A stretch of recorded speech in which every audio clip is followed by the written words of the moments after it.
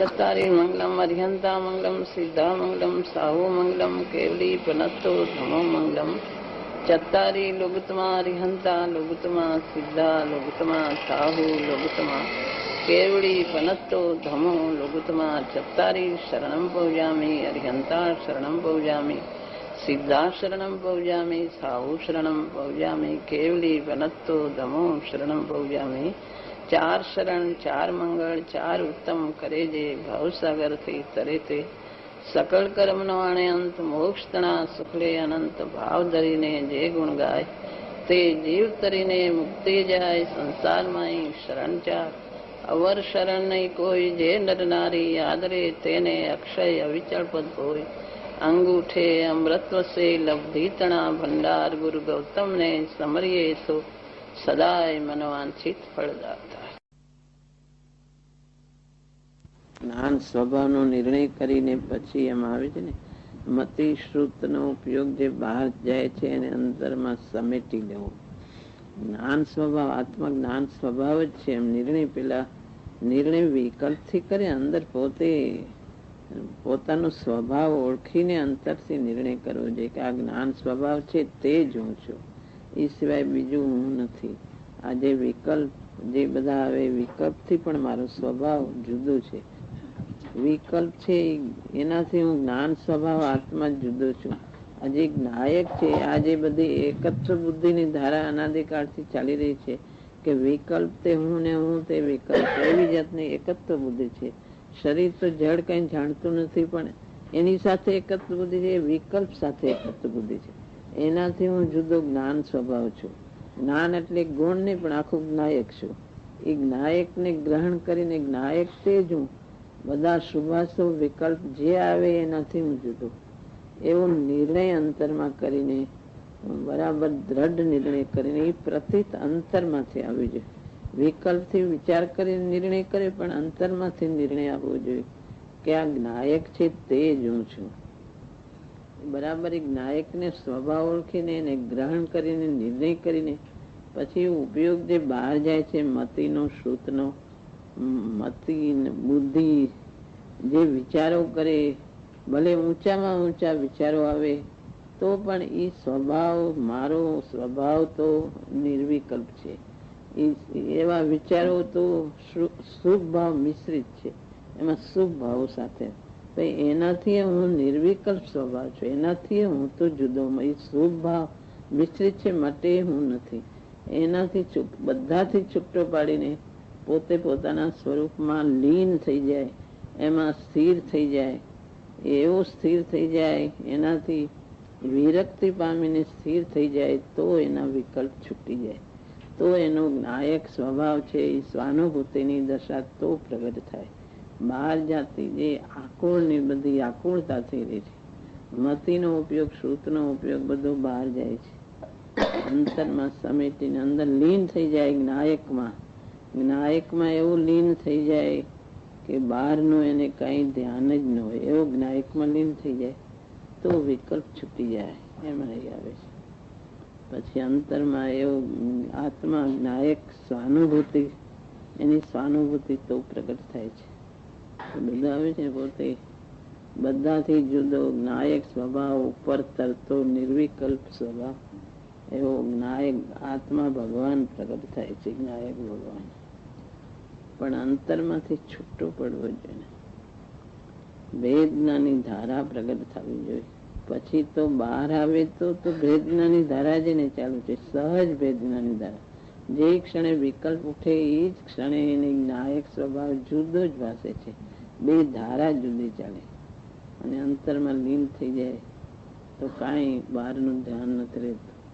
અંતર એકલો જ્ઞાયક સ્વભાવ, એ જ્ઞાયક જ એને જ્ઞાયકમાં પોતે એવું લીન થઈ જાય છે. એમાં તો સ્વાનુભૂતિની દશા એમાં પ્રગટ થાય છે.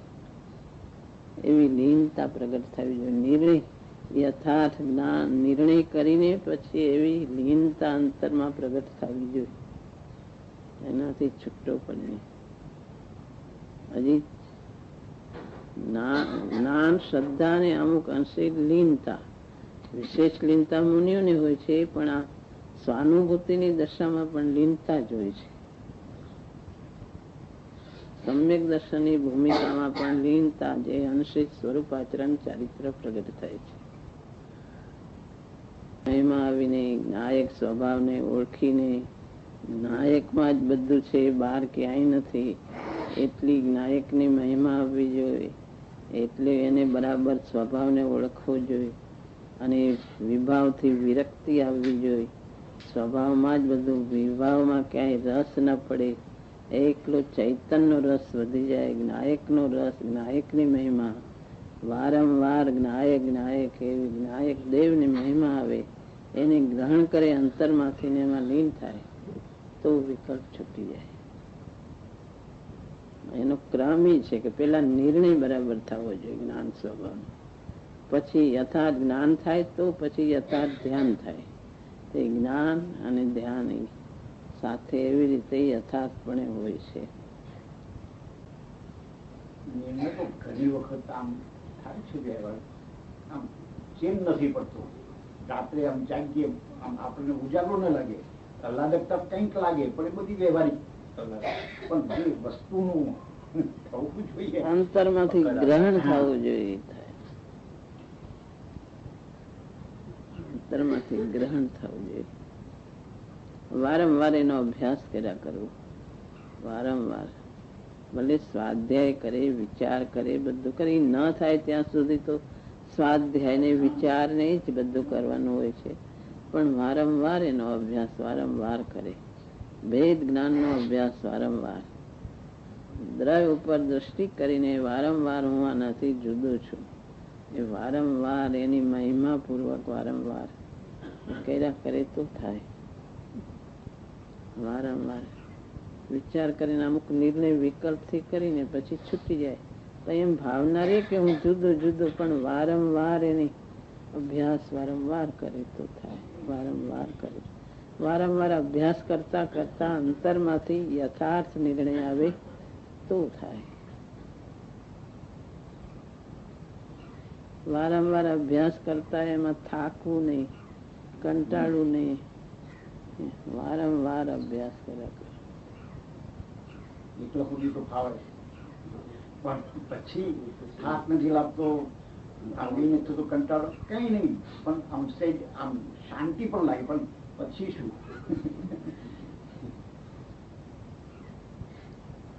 આ જાણનાર તે હું છું. જાણનારમાં સર્વસ્વ છે.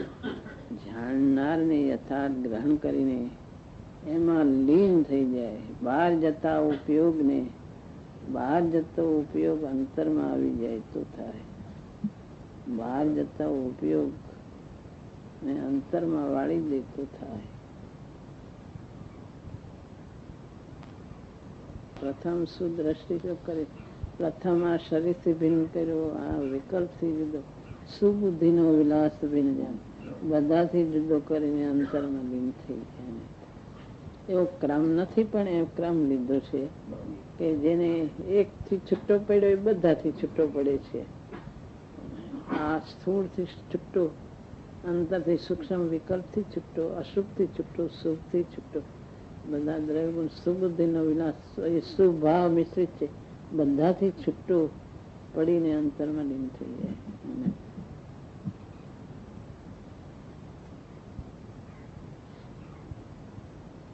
અશુભ ભાવથી બચવા શુભ ભાવો વચ્ચે આવે, દ્રવગુણ પર્યાયના વિચાર આવે, બધું આવે, પણ એ બધી આકુળતા રૂપ બુદ્ધિને બધીને અંતરમાં સમાવીને બધાથી છૂટું જાય.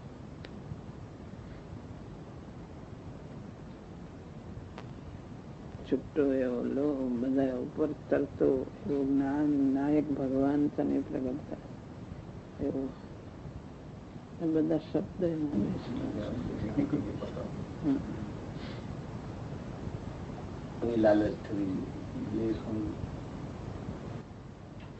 પર પદાર્થ ની લાલચ અને તને એનો લાલસા થાય છે કે આ મને જોઈ, આ ઠીક છે, આ સારું છે, એવું બધું તને પર પદાર્થ તરફ જે લાલસા થાય એમ તને આ જ્ઞાયક સારો છે, જ્ઞાયક મને કેમ મળે, જ્ઞાયક મને કેમ પ્રગટ થાય, એમ એની લાલસા થવી જોઈએ. લાલસા એટલે ભાવના થવી જોઈએ, એની ઈચ્છા થવી જોઈએ. આ જ્ઞાયક ભગવાન તે જ સર્વસ્વ છે. આ કાંઈ સર્વસ્વ નથી. આ બહારની ચીજોમાં કાંઈ નથી. આ જ્ઞાયકમાં જ સર્વસ્વ છે. એમાં બધી શુભ ભાવ સાથે છે, પણ એ શુભ ભાવની દિશા પલટાય છે. તો ચાવ્યા વગર રહેતું નથી. આ જ્ઞાયક ભગવાન મને કેમ મળે એમ ભાવના થવી જોઈએ. આ જ્ઞાયક ભગવાન તે જ સર્વશ્રેષ્ઠ છે. બધું અનંતકાળમાં બધું મળી ચૂક્યું છે. કાંઈ નવું નથી. દેવલોકના બધા વૃદ્ધિઓ અનંતવાર પ્રાપ્ત થઈ છે. બધું એમાં કઈ વિશેષતા નથી. આ અનંતકાળમાં નથી મેળવ્યો એ કે આત્મા સમ્યક દર્શનની પ્રાપ્તિ નથી થઈ. એ સર્વસ્વ છે. એની તને ભાવના, એની મહિમા, એનું આશ્ચર્ય લાગવું જોઈએ. એનું આશ્ચર્ય કર તોય તને પ્રગટ થાય. તને એનું આશ્ચર્ય નથી લાગતું ને બહારનું આશ્ચર્ય લાગે છે. બહારની કોઈ વસ્તુ આશ્ચર્યકારી નથી. એ તો તને ઘણી વાર પ્રાપ્ત થઈ છે અનંતકાળમાં. દેવલોકના રતનને આ બધા ઢગલાઓ પ્રાપ્ત થયા છે. કોઈ રાજાઓની પદવીઓ પ્રાપ્ત થઈ છે. એમાં કઈ વિશેષતા નથી. વિશેષતા આશ્ચર્યકારી વસ્તુ હોય તો આત્મા છે. એનું આશ્ચર્ય કરતું.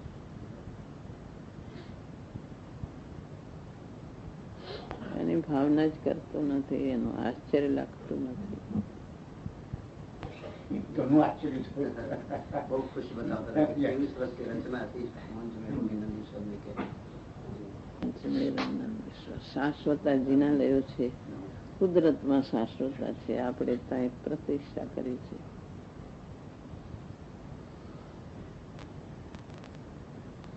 રતનના શાશ્વતા ભગવાન, કુદરત ભગવાન રૂપે પરિણમી ગઈ છે.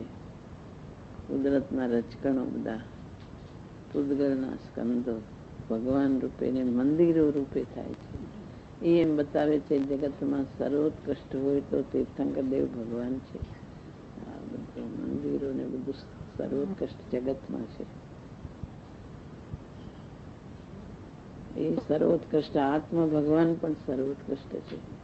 એ બધા પ્રતિમાઓને એ બધા આત્માને બતાવી રહ્યા છે. તીર્થંકર દેવ આ એમની વાણી દ્વારા આત્મા નું સ્વરૂપ સમજાય છે.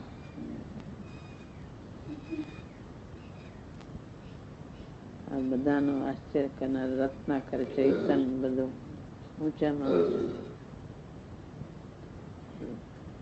બહારમાં સર્વોત્કૃષ્ટ ભગવાન તીર્થંકર દેવ અને અંતરમાં સર્વોત્કૃષ્ટ આત્મા છે.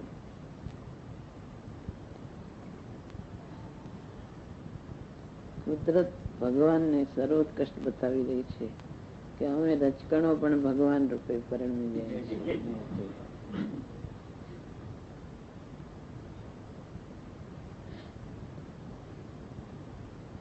મેર નંદીશ્વર ને ઉપર ભગવાન ને બધું આખું દેખાવું.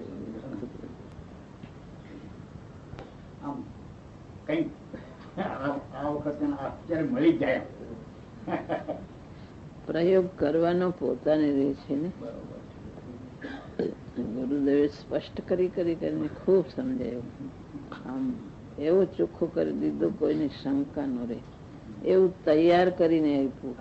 હવે કરવાનું તો પોતાને રે, પ્રયોગ તો એમ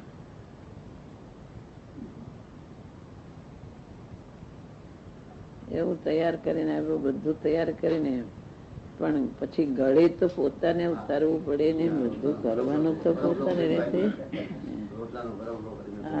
રોટલાનો ગરબલો કરીને એકદમ સ્પષ્ટ કરીને આમ સહેલું કરીને જે અઘરું સમજાતું નતું એને એકદમ સહેલું કરીને સમજાવ્યું. શાસ્ત્રોના રહસ્યો કોઈ ઉકેલી શકતું નતું. એકદમ ચોખ્ખા કરી દીધા. હવે કરવાનું પોતાને, પ્રયોગ કરવાનો પોતાને રહે છે. ગુરુદેવ ને શાસ્ત્રમાં બધું આવે છે. ગુરુદેવ ખૂબ સ્પષ્ટ કરીને કીધું છે કે ભેદ જ્ઞાન કર, પણ કરવાનું પોતાને. દ્રવ્ય દ્રષ્ટિ કર, ભેદ જ્ઞાન. હવે ભેદ જ્ઞાન નો પ્રયોગ તો પોતાને કરવાનો રહે છે. કેવી રીતે અંતરમાં પરિણતિ, ભેદ જ્ઞાનની પરિણતિ પ્રગટ કરવી અને નાયકને જ્ઞાન કરવું, દ્રવ્ય ઉપર દ્રષ્ટિ કરીને ભેદ જ્ઞાન કરવું, એ પ્રયોગમાં મૂકવું તો પોતાને કરવાનું રહે છે. માર્ગ બતાવી દીધો છે કે બહારમાં ક્યાંક ફાંફા મારમાં કે અંતરમાં દ્રવ્ય પર દ્રષ્ટિ કર, ભેદ જ્ઞાન કર. ભેદ જ્ઞાન નો પ્રયોગ કરવાનો છે, દ્રવ્ય ઉપર દ્રષ્ટિ કરવાની, પણ કરવાનું પોતાને દે છે. અત્યારે બધા બહાર કેટલાક ધ્યાનમાં એમાં ચડી ગયા છે, પણ સાચા જ્ઞાન વગરનું ધ્યાન માર્ગ ક્યાંથી મળે?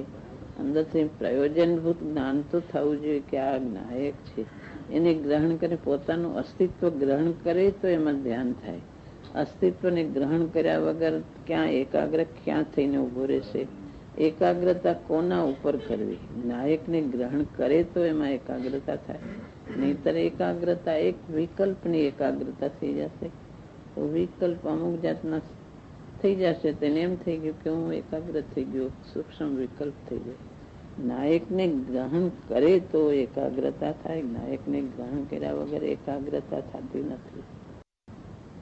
સાચા જ્ઞાન વગર સાચી શ્રદ્ધા થતી નથી. માટે જ્ઞાન ને શ્રદ્ધા બે સાથે રહેલા છે. મુક્તિના માર્ગમાં શ્રદ્ધા મુખ્ય છે, પણ શ્રદ્ધાની સાથે જ્ઞાન તો કામ કર્યા જ કરે છે. યથાર્થ જ્ઞાન સાથે હોવું જોઈએ. અજ્ઞાન પણ બાધક છે. જાણતો કઈ નથી, હું કોણ છું, આ વિભાવ શું, સ્વભાવ શું, દ્રવ્ય ગુણ પર્ય કઈ જાણતું નથી, એ અજ્ઞાન પણ બાધક છે. અને શ્રદ્ધા, જે સ્વરૂપની શ્રદ્ધા નથી તો પણ બાધક છે. જાણ્યું કે આ વસ્તુ આમ છે, દ્રવ્ય ગુણ પર્ય પ્રતિ ડગમગ થયા કરે, શ્રદ્ધા નથી તો એ પણ બાધક છે. બે બાધક છે.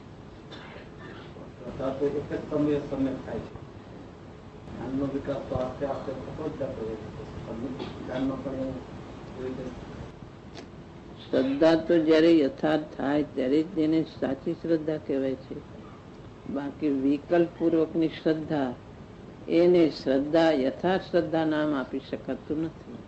શ્રદ્ધા ધીરે ધીરે વધતી જાય એમ નહીં. સાચી શ્રદ્ધા તો જે ક્ષણે થાય એ ક્ષણે થાય છે. જ્ઞાન ધીરે ધીરે વધતું જાય એ તો એને પ્રયોજનભૂત જ્ઞાન તો સાથે થાય છે. શ્રદ્ધાની સાથે એક પ્રયોજનભૂત જ્ઞાન કે હું નાયક છું ને આ વિભાવ છે, સ્વ પરનું ભેદ જ્ઞાન. બસ પ્રયોજનભૂત જ્ઞાન અને શ્રદ્ધા બે સાથે જ હોય છે. પછી જ્ઞાનનો વિસ્તાર થાય એક જુદી વાત છે. વિસ્તાર ધીરે ધીરે થાય જુદી વાત. પ્રયોજનભૂત જ્ઞાન અને શ્રદ્ધા બે સાથે જ રહેલા છે. એ જ ક્ષણે જ્ઞાન સમ્યક થાય છે. જે ક્ષણે સમ્યક શ્રદ્ધા થઈ ત્યારે જ્ઞાન પણ સમ્યક થાય છે. ત્યાર પેલા જ્ઞાન ને સમ્યક નામ આપી શકાતું નથી, અને ત્યાર પેલા વિકલ્પ પૂર્વક ની શ્રદ્ધા ને પણ સમ્યક નામ આપી શકાતું નથી. કોઈને સમ્યક વ્યવહાર કહેવાય, વ્યવહાર શ્રદ્ધા કહેવાય છે. દેવગુરુ શાસ્ત્રની સાચી શ્રદ્ધા અને વિચારથી નક્કી કરે કે હું જુદો છું, આ અમારો સ્વભાવ નથી, વિચારથી નક્કી કરે તો સમ્યક નામ તો જયારે ભેદ વિજ્ઞાનની પરિણતિ થાય ત્યારે જ એને સમ્યક નામ કહી શકાય છે.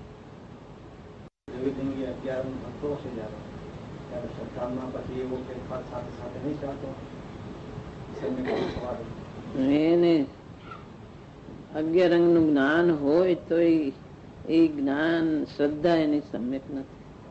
શ્રદ્ધામાં એને એમ સ્વ પરનું ભેદ જ્ઞાન નથી. વિચાર કર્યા કરે, નક્કી કર્યા કરે હું જુદો ને એમ બધું પાઠો ભણી ગયો, બધું શાસ્ત્રના 11 અંગ બધું ભણી ગયો અંદરથી.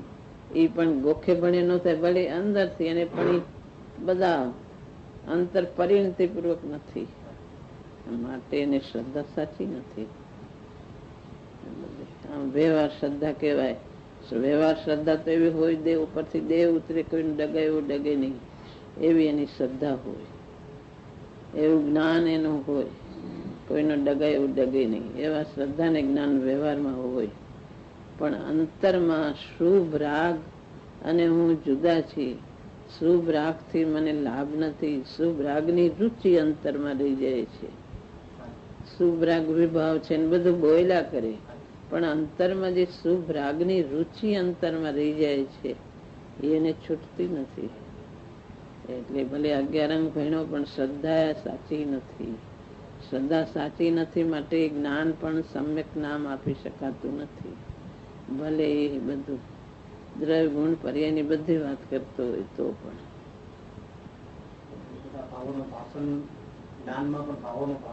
અહીંયા અંદર યથાર્થ ભાષણ નથી. જૈન ધર્મ સાચો, બધું સાચું એમ બધું નિર્ણય કરતો હોય, બીજા મતો સાચા નથી, જૈન સાચું, એવું બધું એને બુદ્ધિથી નક્કી કર્યું હોય, પણ અંદર સ્વાનુભૂતિ નો પંથ ને અંદર સ્વાનુભૂતિ કેમ થાય એવી પરિણતિ એને પ્રગટ થઈ નથી. અંદર ઊંડાણમાં શુભ રાગની રુચિ રહી જાય છે. અંદરમાં પ્રવૃત્તિ, અંદર શુભ રાગની રુચિની એવી પ્રવૃત્તિ અંદર ઊંડી રુચિ રહી જાય છે. એ રુચિને છૂટતી નથી.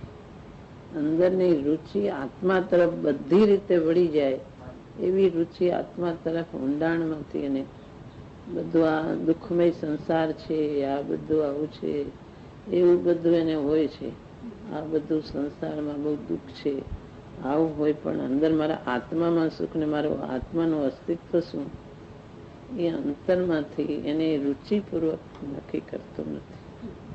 અંતરમાંથી ઉપલકપણે બધા વિચારો ને બોલવામાં એને બધું આવે, બોલે, પણ અંદર હું જુદો, અહીં હું મારે ભેદ વિજ્ઞાન કરવાનું, એમ હું આનાથી જુદો એવી પોતાની પરિણતિ પ્રગટ કરતો નથી. હું જાણે બધું મેં છોડ્યું છે ને બધું મેં, મારે તો કઈ રાગ જ નથી, મેં તો બધો ત્યાગ કરી દીધો છે, હું આત્માને બધું મારે થઈ ગયું છે, એવું પોતાને સર્વસ્વ માની લે છે.